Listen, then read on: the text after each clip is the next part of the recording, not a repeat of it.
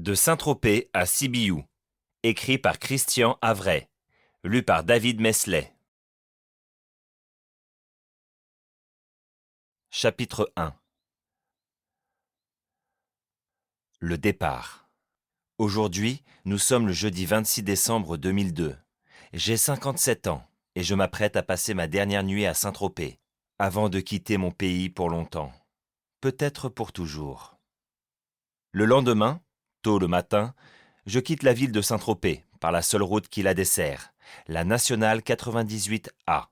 Après 5 kilomètres, je choisis la direction de l'Est, vers Sainte-Maxime. Puis, j'emprunte la direction du Nord, vers le Muy, par le col de Gratteloup. Altitude 225 mètres. Là, je prends la direction de Castellane pour rejoindre Barcelonnette, où j'achète quelques ustensiles de cuisine en vue de ma future installation dans un pays que je connais un peu, la Roumanie. Je rentre en Italie par le col de la Madeleine, me dirige vers Milan, puis vers Vérone et la Slovénie. J'entre dans ce pays en fin d'après-midi. Je traverse la Croatie et vers minuit, j'arrive à la frontière croato-serbe. Là, il m'est interdit d'entrer, car mon assurance ne couvre pas ce pays, en raison de la guerre récente qui s'y est déroulée. Pour éviter de payer une assurance temporaire, je rebrousse chemin pour passer par la Hongrie, soit un détour d'environ 100 kilomètres. Au cours de ce trajet, je vois la ville de Vukovar, tristement célèbre pour les combats violents qui s'y sont déroulés. Arrivé en Hongrie, je dors environ 2 heures dans la voiture, chauffée par le fonctionnement du moteur diesel, en principe sans risque d'intoxication au monoxyde de carbone, et je prends un petit déjeuner dans une ville où les paiements en euros sont acceptés, car je n'ai pas acheté la monnaie hongroise, le forin. Le samedi matin, vers 7 heures, j'arrive à la frontière hongaro-roumaine, sur une route secondaire qui mène à Timișoara, ville d'où est partie la révolution de décembre 1989. Au contrôle des passeports, le fonctionnaire me demande pour quel motif je rentre en Roumanie, et il examine le contenu de la voiture. Quand je lui dis que je viens m'installer à Sibiu pour y créer une entreprise, il a l'air très heureux, ne fait aucun commentaire sur le matériel que je transporte et me souhaite bonne chance. Je ne parle pas la langue roumaine, mais il comprend bien le français, comme un grand nombre de citoyens roumains de plus de 30 ans. En effet, de 1947 à 1989, sous le régime communiste, la langue française était choisie par de nombreux parents qui ne souhaitaient pas que leurs enfants apprennent la langue russe, seule alternative offerte. Depuis la Révolution, la langue anglaise est proposée et majoritairement choisie comme première langue étrangère, la langue française choisie comme deuxième langue, ou, selon les régions, la langue allemande ou hongroise, en particulier en Transylvanie. À la sortie du premier village rencontré, une grand-mère fait de l'autostop et je l'emmène au village suivant, distant de 5 kilomètres environ. En quittant mon véhicule, elle me remet un billet de 10 000 lei. J'essaye de le refuser car la somme me paraît énorme, mais je suis obligé de l'accepter. Je savais, par le guide du routard, que l'autostop était payant, mais je ne connaissais pas encore le cours de la monnaie nationale, le lei au pluriel, et ce montant correspondait à 30 centimes d'euros. À la sortie du deuxième village, c'est une femme plus jeune qui fait du stop et qui, cette fois, va jusqu'à Timișoara. À l'arrivée, j'accepte la somme proposée sans hésitation et me dis que, par ce moyen, mon voyage aura coûté quelques centimes de moins. Dans l'après-midi du samedi 28, soit environ 34 heures après mon départ, j'arrive à Sibiu. Je change d'heure car l'heure roumaine est fixée à GMT plus 2, soit 1 heure plus tard que l'heure française. Cette ville de Transylvanie, préfecture du département éponyme, fondée au XIe siècle par les Saxons, porte aussi le nom germanique de Hermannstadt. C'est une très belle ville, de style moyenâgeux, entourée de remparts et dotée de beaux monuments. Cathédrale orthodoxe, église catholique, hôtel de ville, salle de spectacle Thalia. Mais sa population est en baisse car nombreux sont les citoyens roumains à s'expatrier. J'ai choisi cette ville pour m'installer car elle se trouve pratiquement au centre géographique du pays, à 300 km de la frontière ouest, Arad, et à 270 km de la capitale Bucarest, à une altitude de 440 mètres et proche de sommets d'une altitude supérieure à 2000 mètres. En effet, je souhaite m'installer dans une région continentale, au climat proche de celui de la région Rhône-Alpes, où j'ai vécu 16 années, assez proche de montagnes afin de pouvoir effectuer des randonnées pédestres. Je pense aussi à reprendre mon activité commerciale et à visiter de futurs clients avec l'aide d'un ou d'une interprète. Chapitre 2. 1856-1945. Au milieu du XIXe siècle, après la guerre de Crimée, le Danube a été déclaré fleuve international et la Commission européenne du Danube avait été créée. Compte tenu de l'action diplomatique de la France en faveur de l'indépendance de la Roumanie, à l'époque composée seulement de 2 provinces, la Valachie et la Moldavie, ces 2 pays ont tissé des liens de coopération. Mon arrière-grand-père paternel, prénommé Jean, né en Savoie, devenu français en 1860, est allé exercer son métier, professeur de français, à Iași, capitale de la province roumaine de Moldavie, aux environs de 1875. C'est donc là que mon grand-père, prénommé Gaston, est né en 1877. Celui-ci, après des études en France, à l'école des langues orientales, a entamé une carrière de diplomate. Il parlait le roumain, l'arabe, le grec. Son premier poste a été au consulat d'Alexandrette en 1910. Son épouse Geneviève est restée en France pour donner naissance à Odette, leur fille aînée. Puis elle l'a rejoint à son deuxième poste, à Damas, alors capitale de la province syrienne en Turquie d'Asie. Gilbert, leur deuxième enfant, mon père, est né dans cette ville en novembre 1911. Gaston a été ensuite nommé en Roumanie, d'abord à Bucuresti, ensuite à Cluj, ville renommée Cluj-Napoca pour rappeler son origine latine. À cette époque, le célèbre entomologiste René Janel se trouvait dans cette ville et faisait bien entendu partie du groupe des Français de l'étranger. Ils ont eu 2 autres enfants, Jacqueline, en 1915, qui deviendra religieuse à Lourdes, Haute-Pyrénées, et Charles, en 1921, qui deviendra moine cistercien à Aiguebelle, Drôme, tous 2 étant nés en France. À l'âge de 10 ans, Gilbert est envoyé en France pour suivre des études secondaires en pension à Senlis, Oise, et intégrer ensuite l'école des hautes études commerciales, HEC, à Paris. Louis, mon grand-père maternel, est né dans le Var, à Saint-Tropez, en 1883, dans une maison située rue Cavaillon, au-dessus de la Ponche. Après des études à l'école d'hydrographie de cette ville, il rentre dans la marine marchande et devient capitaine au long cours. Il épouse Marguerite, dont les ancêtres faisaient partie des familles italiennes amenées en 1470 par Raphaël de Garezio pour repeupler la ville de Saint-Tropez. En effet, celle-ci avait été désertée par ses habitants à la suite des nombreuses razzias effectuées par les pirates barbaresques qui écumaient régulièrement la côte. En 1910, c'est la naissance de leur premier enfant à Saint-Tropez, Anne. Vers 1912, il est engagé comme contrôleur de la navigation par la Commission européenne du Danube, à Tulcea, là où commence le delta du Danube.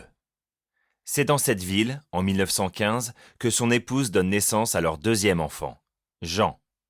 Peu après, il est appelé à exercer ses fonctions en Russie, à Odessa. Ils vivent environ 2 ans dans cette ville, dont l'escalier monumental porte le nom de Richelieu.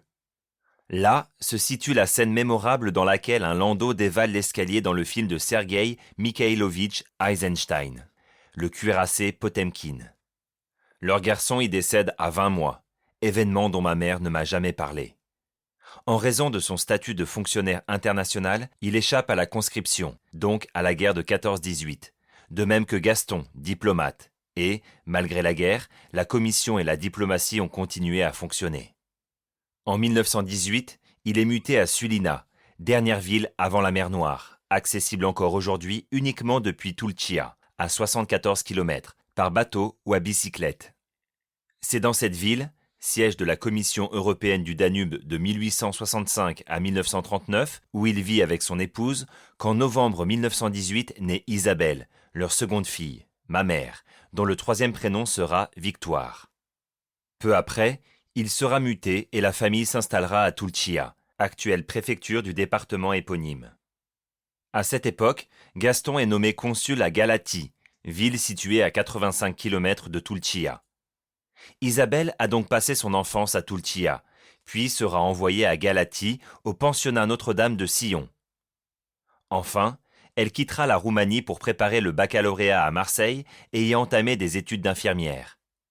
Bien entendu, les familles de Gaston et de Louis se connaissent, et il est certain que le mariage d'Isabelle et Gilbert sera arrangé. Isabelle connaissait Gilbert, ne faisait pas grand cas de lui, mais elle a obéi à ses parents, comme c'était alors le cas dans la bourgeoisie française.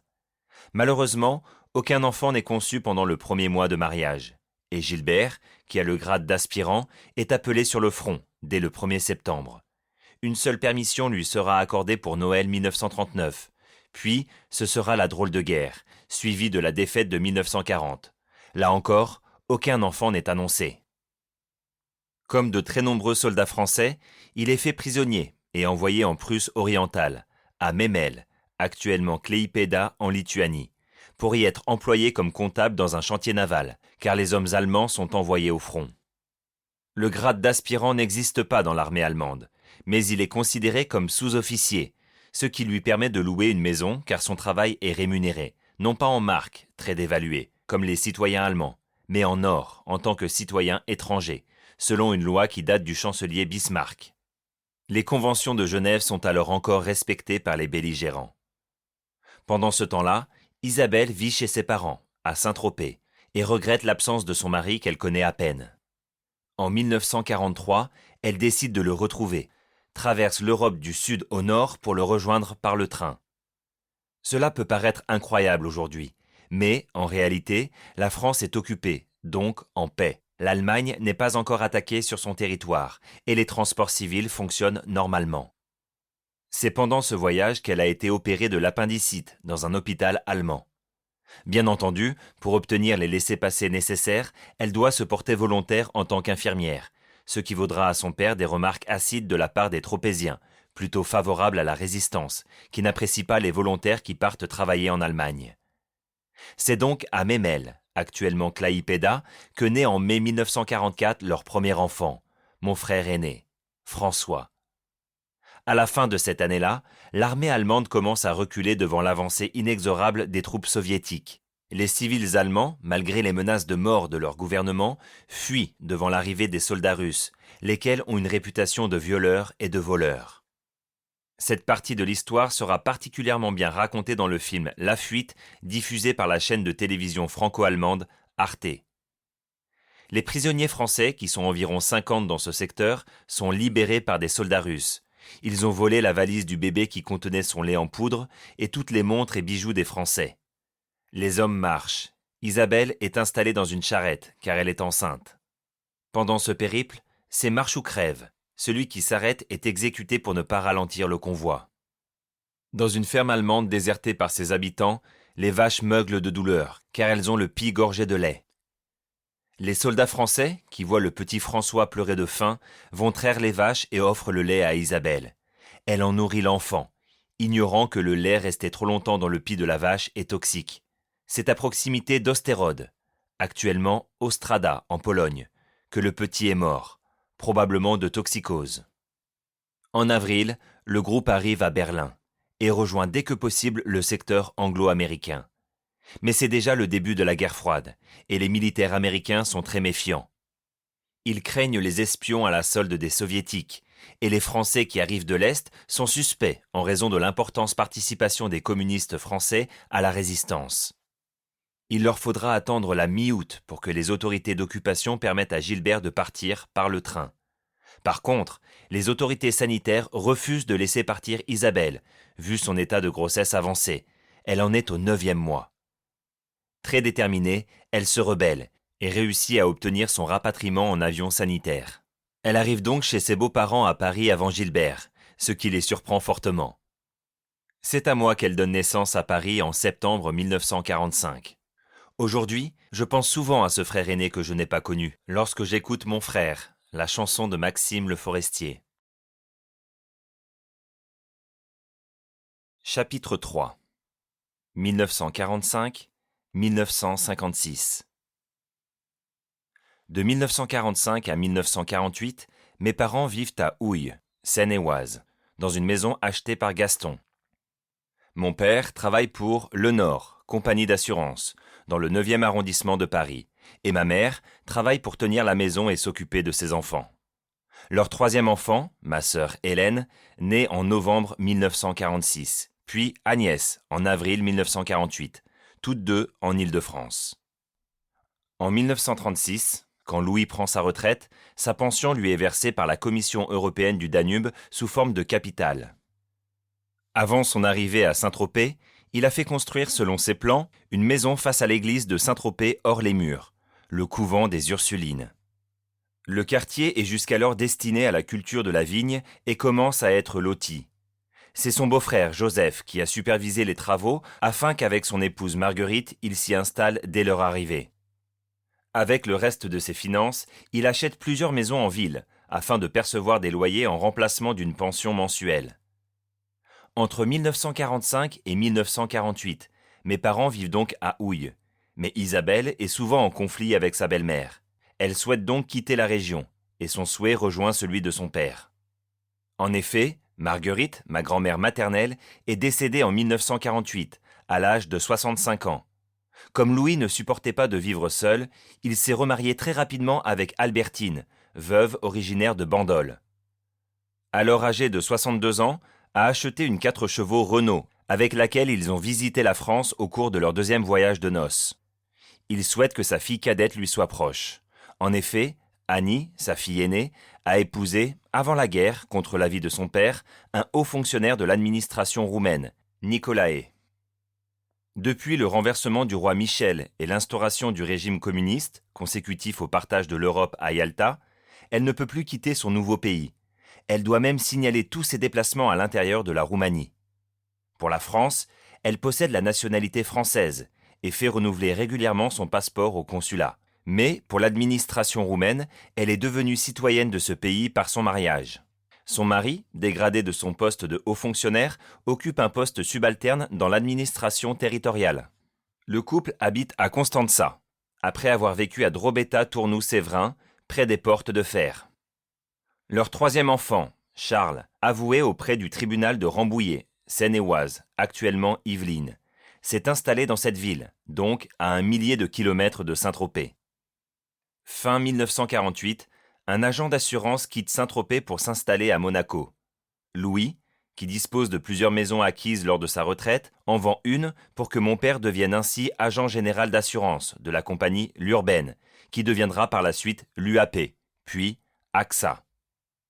Mes parents et leurs 3 enfants s'installent donc au cours de l'été 1948 dans la maison louée jusqu'alors par l'ancien agent. Au rez-de-chaussée, le bureau occupe une pièce côté rue. La salle à manger, qui donne sur une terrasse suivie d'une cour, en est séparée par un petit hall. La cuisine est contiguë à la salle à manger et, au-delà de la terrasse, se trouve une pièce qui devient salle de repassage et de jeu pour les enfants.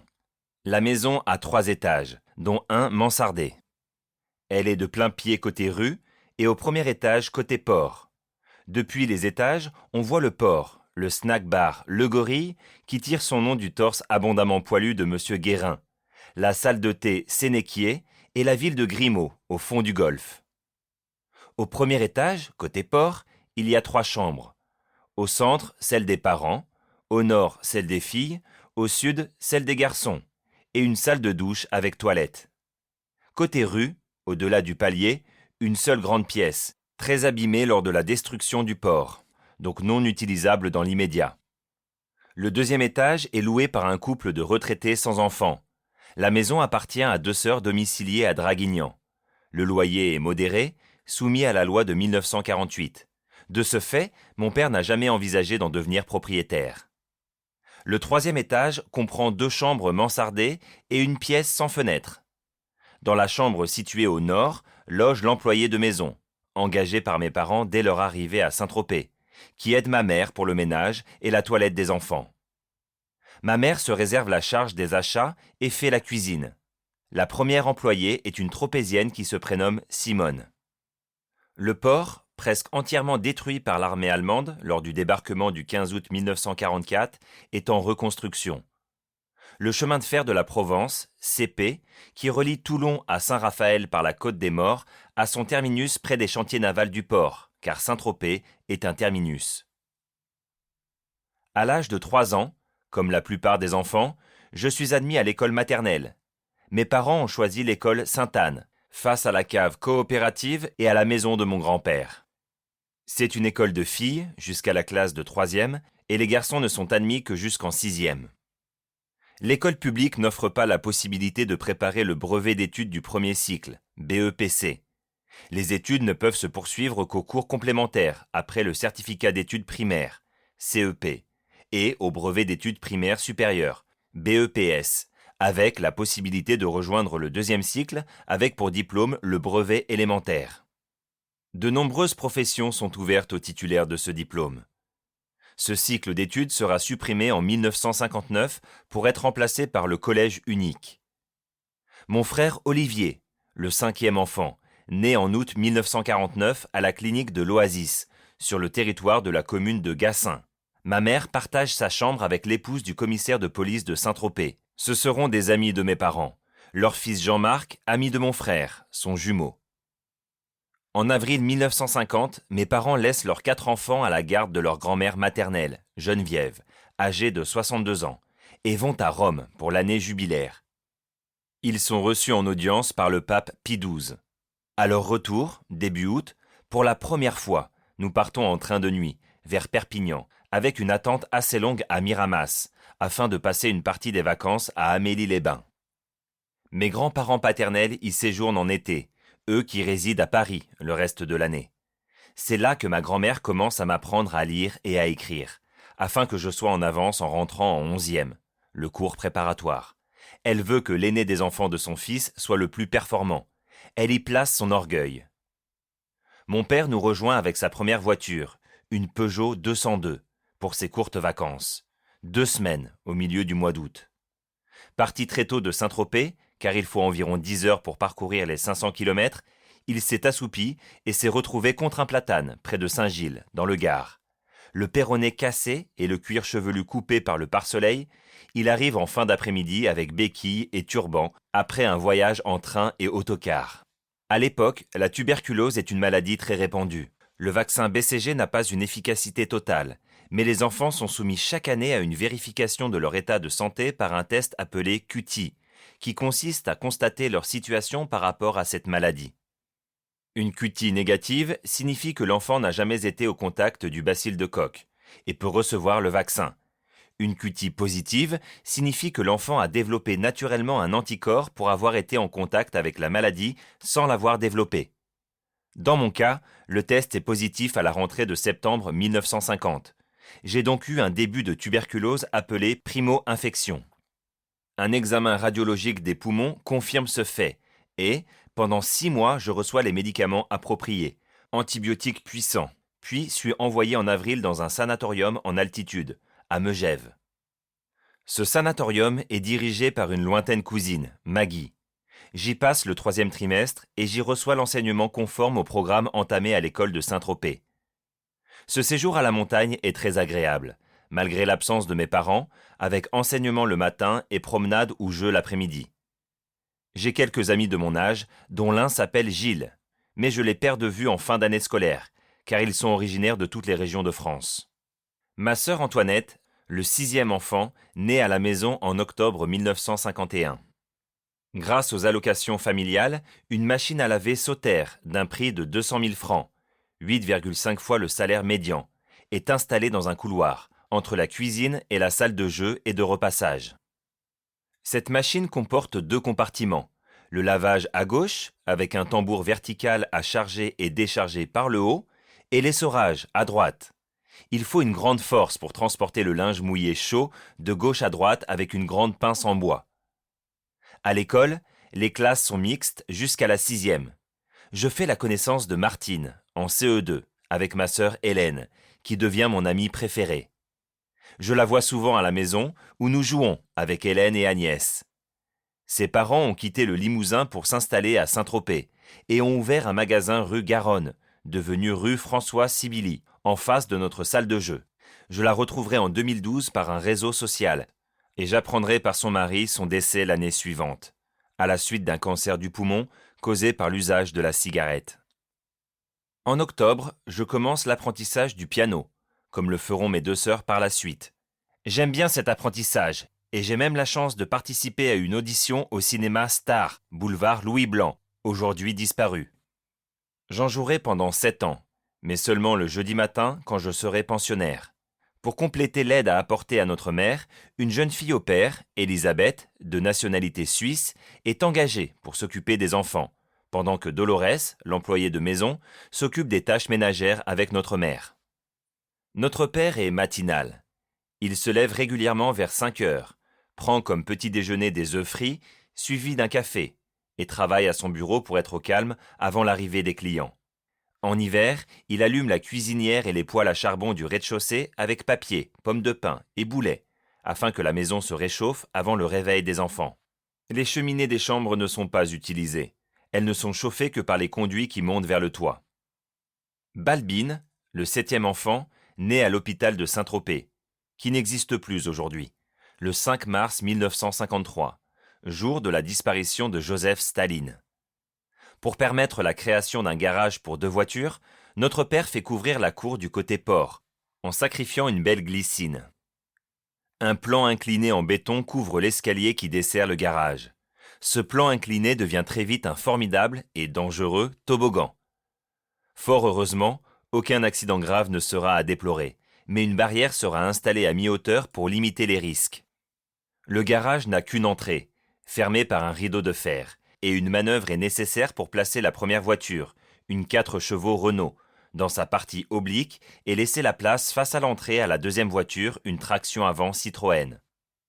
Les piliers en béton de section carrée sont les ennemis de notre mère qui les effleurent de temps en temps en rentrant l'une ou l'autre voiture. La traction avant, version 11 chevaux normale, dispose d'un grand espace entre les sièges avant et la banquette arrière, ce qui permet de disposer 3 tabourets pour asseoir 3 enfants petits. Évidemment, il n'y a aucune sécurité, mais, à l'époque, le nombre de véhicules en circulation est faible, et les morts ou blessés sont heureusement peu nombreux. Évidemment, c'est toujours trop. Et on n'y pense pas. La vitesse maximale que peut atteindre cette voiture est d'environ 100 km/h en pleine charge. À partir de cette année-là, c'est dans ce véhicule que s'effectuera le voyage annuel de 3 adultes et 6 enfants pour les vacances dans les Pyrénées-Orientales.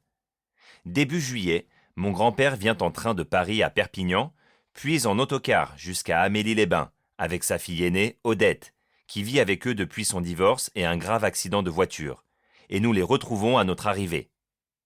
Notre grand-mère paternelle, qui vient passer le mois de juillet à Saint-Tropez, nous accompagne le matin à une petite plage de sable fin à environ 600 mètres de la maison, au droit de l'abattoir. Nous pêchons des petits poissons, les gobies, qui se logent dans les briques creuses qui se trouvent en grand nombre dans l'eau. Cette plage n'existe plus en raison de l'agrandissement du port, et la première plage en partant du centre est maintenant la Bouillabaisse, dont le sable est plus grossier, et où il n'y a plus de briques.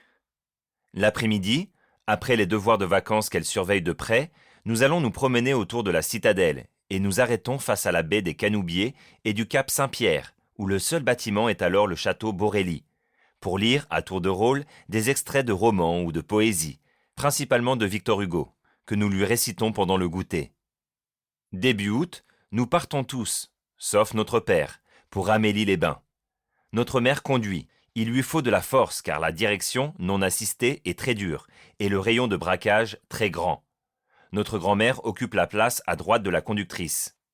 Et j'occupe la place du milieu. Un large champ de vision m'est offert, malgré le rétroviseur situé au bas du pare-brise. Et j'ai accès à la manette qui permet de régler l'entrée d'air par inclinaison de celui-ci. À l'arrière se trouvent Dolores, Elisabeth, Hélène et Balbine, et, entre les sièges avant et arrière, Agnès, Olivier et Antoinette sur les 3 tabourets. Nous n'avons pas de téléviseur, mais, en 1953, l'institutrice de notre école, Suzanne, qui habite en face de chez nous et a 3 enfants, en acquiert un. De temps en temps, nous sommes autorisés à y aller. Mais le premier événement télévisé que je vois est le couronnement de la reine d'Angleterre, le 2 juin 1953. L'électricien de la rue des Commerçants a installé un téléviseur dans sa vitrine, et une foule énorme se tient debout dans la rue, fermée à la circulation automobile pour l'occasion. La télévision monégasque est la première à être reçue, sur le canal 10H, VHF polarisation horizontale, en provenance de l'émetteur de forte puissance du mont Agel, en territoire français au-dessus de la principauté. L'État a le monopole de la radiodiffusion et de la télédiffusion, Mais une dérogation a été accordée à la principauté.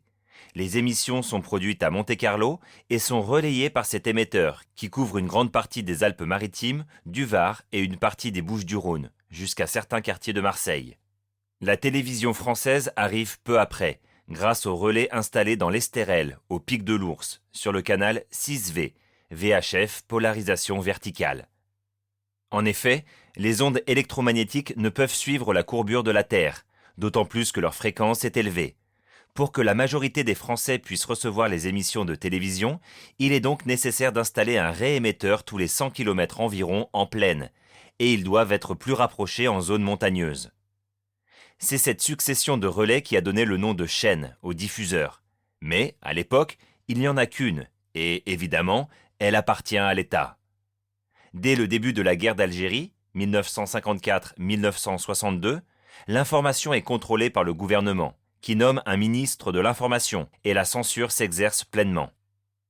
Seules les ondes courtes et moyennes permettent d'écouter des émetteurs de radio non censurés par la France, en particulier la radio suisse romande, dont la neutralité est avérée, mais aussi les radios de propagande communiste, Radio Prague en particulier, qui, à certaines heures, diffuse en français.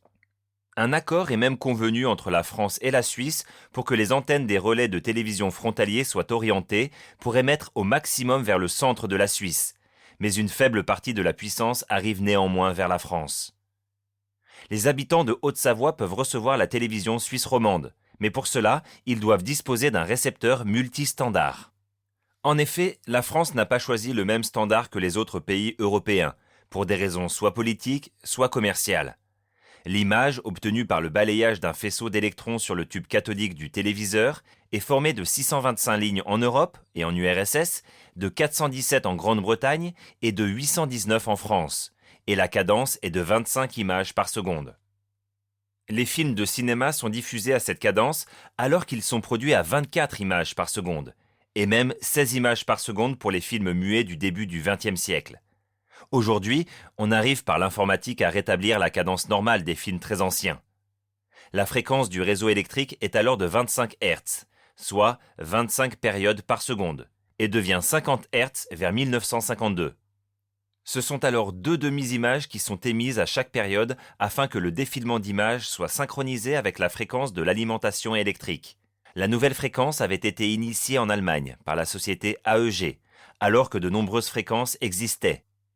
Entre 16/2 et 133 Hz, ce qui rendait impossible l'interconnexion entre les réseaux.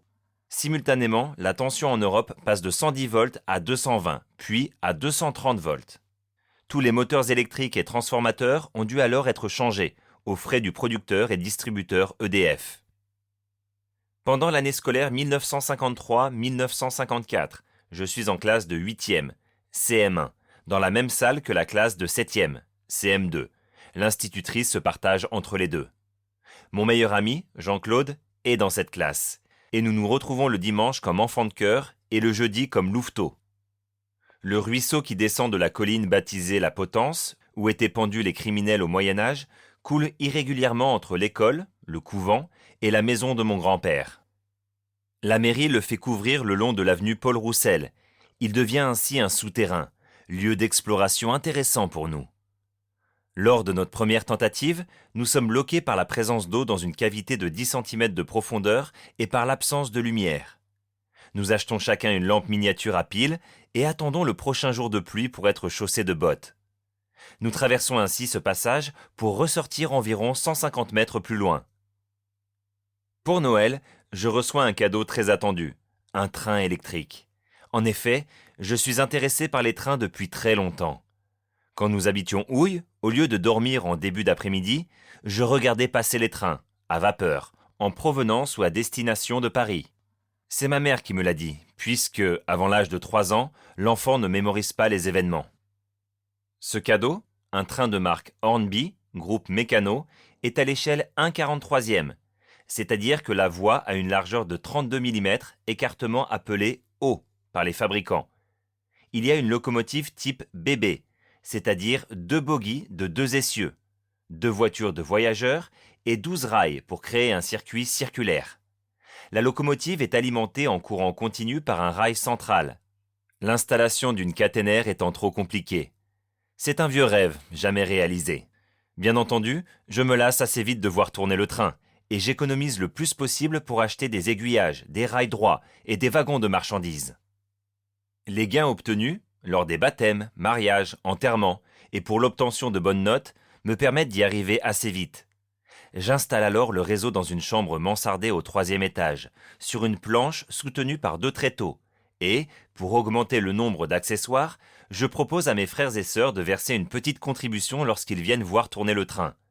J'arrive ainsi assez vite à ajouter des rails droits, un tunnel, un viaduc, une gare, une deuxième motrice, type CC 14000, 2 bogies de 3 essieux, qui circulent à partir de 1955 sur la ligne Valenciennes-Thionville, de nouveaux wagons, et surtout un croisement qui permet de changer le sens de circulation d'un train et, de temps en temps, de provoquer un accident, heureusement sans gravité.